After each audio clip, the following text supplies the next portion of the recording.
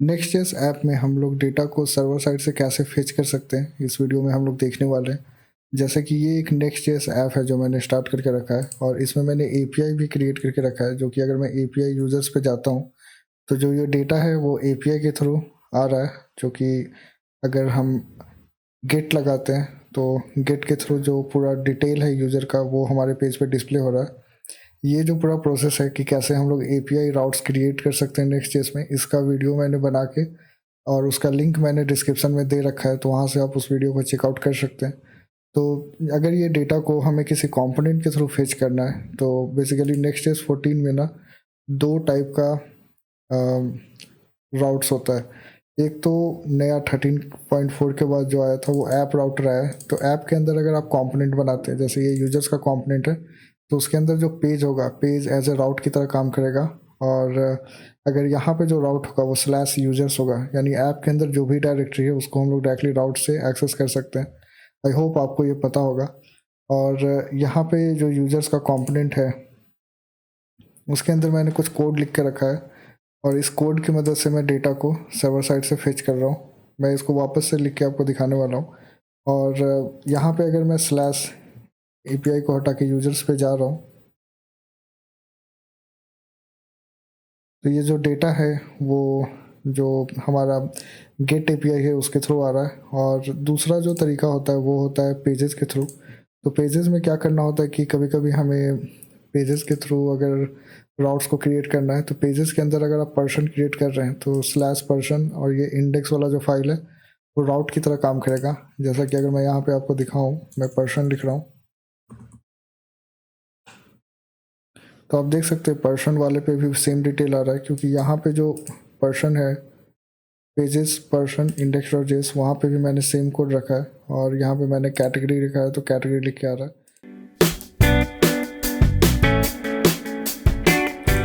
Data को server side से fetch करने के लिए मैं पेजेस वाला जो राउट है उसका यूज़ करने वाला हूँ। तो यहाँ पे जो रूट वाला फाइल है, जैसे पैकेज डॉट जेसन आपको जहाँ मिलेगा उसके ठीक पैरेलल में मैं एक पेजेस नाम का डायरेक्टरी क्रिएट कर लूँगा और इसके अंदर जो भी राउट्स क्रिएट करना है, जैसे अगर मुझे पर्सन वाला राउट्स क्रिएट करना है तो मैं यहाँ पे पर्सन लिख लूँगा। और पर्सन के अंदर अगर मुझे कोई फाइल क्रिएट करना होगा तो मैं पर्सन पे क्लिक करके एक फ़ाइल जैसे इंडेक्स डॉट जेएसएक्स क्रिएट कर लूँगा। और यहाँ पे अगर मैं आरएफसी का यूज़ करता हूँ तो यहाँ पे इंडेक्स आ गया है और इस इंडेक्स को मैं कैपिटल आई कर दूँगा और यहाँ पे मैं पर्सन लिख देता हूँ और इस राउट को मैं चेक करूँगा कि ये काम कर रहा है या नहीं। तो आप देख सकते हैं जो पर्सन वाला राउट है वो काम कर रहा है और यहाँ पे पर्सन डिस्प्ले हो रहा है। अगर ये काम नहीं करता है तो आपको अपने ऐप को रीस्टार्ट करना है, स्टॉप करके स्टार्ट करना है और ये यहाँ पे दिखने लगेगा। अब इसके जगह पे मैं क्या करूँगा कि यहाँ पे मैं गेट सर्वर साइड प्रॉप्स का यूज़ करने वाला हूँ। तो मैं नीचे एक फंक्शन लिखूँगा, एक्सपोर्ट एशिंग फंक्शन। फंक्शन का नाम हो जाएगा gate server side props.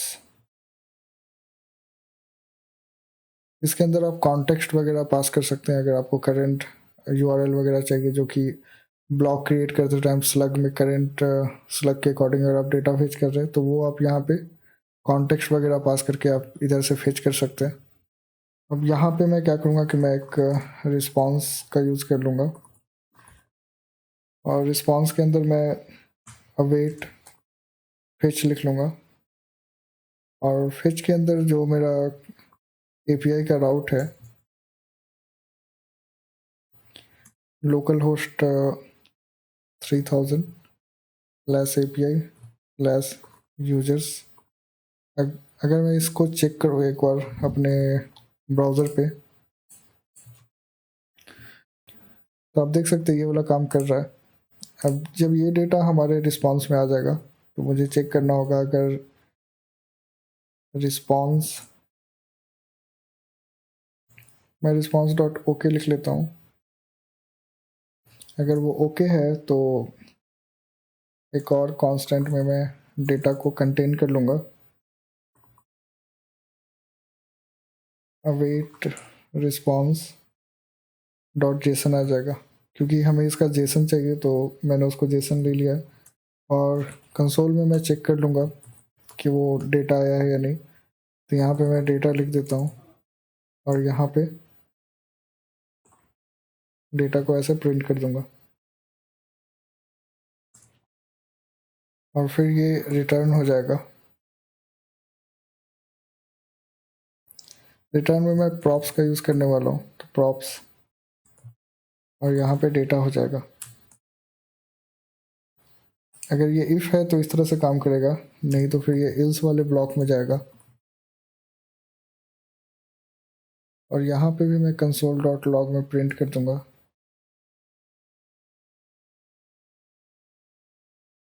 Build करके और जो भी रिस्पॉन्स आएगा मैं यहाँ पे प्रिंट कर दूँगा। तो ये हमारा गेट सर्वर साइड प्रॉप्स का जो फंक्शन है वो अब रेडी है। अब यहाँ ऊपर में जो इंडेक्स वाला फाइल है वहाँ पे मैं डेटा को यूज़ करने वाला हूँ, तो मैं डेटा यहाँ से ले लूँगा। और ये पर्सन जो लिखा हुआ है उसके नीचे मैं इसको पहले रिएक्ट फ्रैगमेंट के अंदर ऐसे कर लेता हूँ। और ये जो पर्सन है उसके नीचे जेसन डॉट स्ट्रिंगिफाई का यूज़ करना होगा। डेटा के अंदर डेटा आता है, तो मैं ऐसे डेटा लिख लेता हूँ। और अभी अगर मैं यहाँ पे आके रिफ्रेश करूँ तो आप देख सकते हैं जो हमारा डेटा है वो यहाँ पे आ गया है। और इस तरह से हम लोग गेट सर्वर साइड प्रॉप्स के यूज़ से डेटा को फेच कर सकते हैं। अगर आपको इसे मैप में दिखाना है तो यहाँ पे मैं डेटा डॉट मैप का यूज़ कर सकता हूँ। इसमें दो चीज़ पास होगा, एक आइटम होगा और दूसरा इंडेक्स होगा। ऐसे हम यहाँ पे कुछ भी डिव वगैरह ले सकते हैं। जैसे अगर मैंने डिव लिया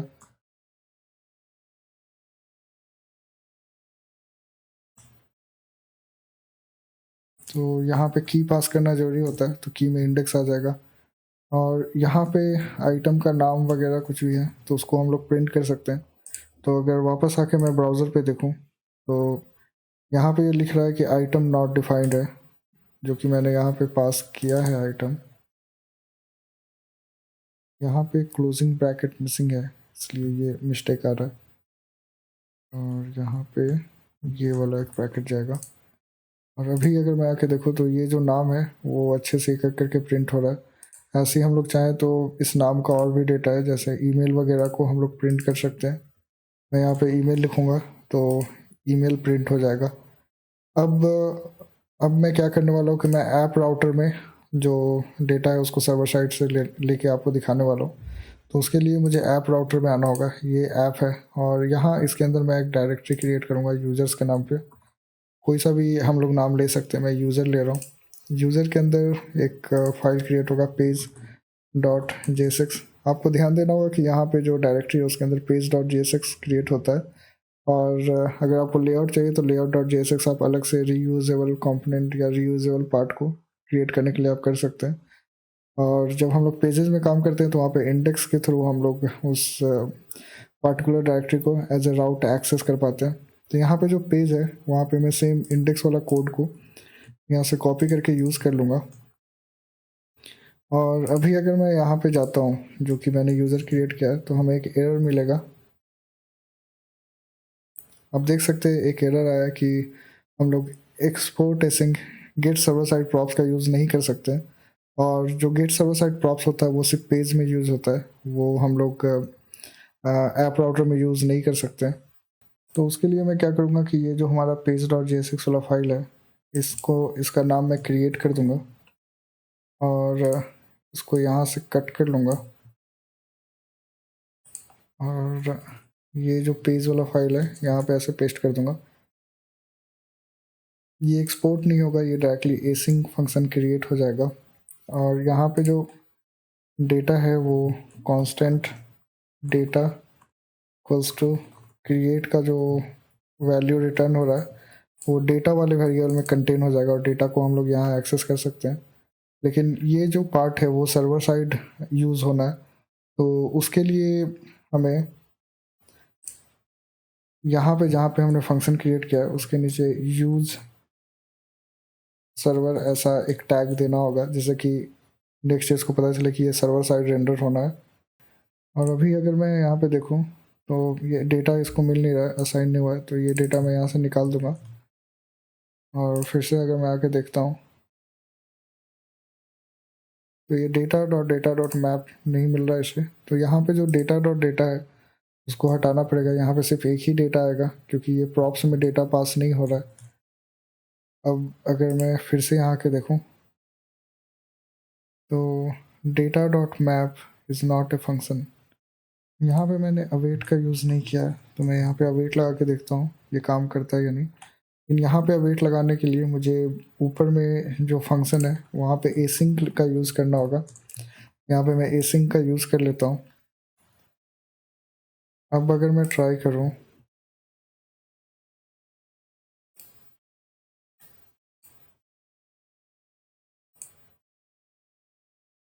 यहाँ पे डेटा हमारे पास आ रहा है, लेकिन वो एज ए प्रॉप्स आ रहा है क्योंकि यहाँ पे जो मैं पास कर रहा हूँ वो एज ए प्रॉप्स कर रहा हूँ पास। तो मैं यहाँ से क्या करूँगा कि ऐसे डेटा को पास कर देता हूँ। और फिर से अगर मैं देखूँ तो डेटा हमारे पास आ रहा है। और यहाँ पे अगर मैं फिर से मैफ वाले कमेंट कोड को अनकमेंट करके देखता हूँ तो जो डेटा है वो सही से आ रहा है हमारा। तो इस तरह से आप अपने नेक्स्ट.जेएस ऐप में अगर डायरेक्टली सर्वर साइड से डेटा को फेच करना चाहते हैं बिना हुक का यूज़ किए हुए, जो कि यूज़ इफेक्ट और यूज़ स्टेट है, तो आप इस तरह से कर सकते हैं। आई होप आपको ये समझ में आया होगा। और अभी तक आपने इस चैनल को सब्सक्राइब नहीं किया तो इसे सब्सक्राइब कर लीजिए। मिलते हैं नेक्स्ट वीडियो में और thank you so much for watching this video.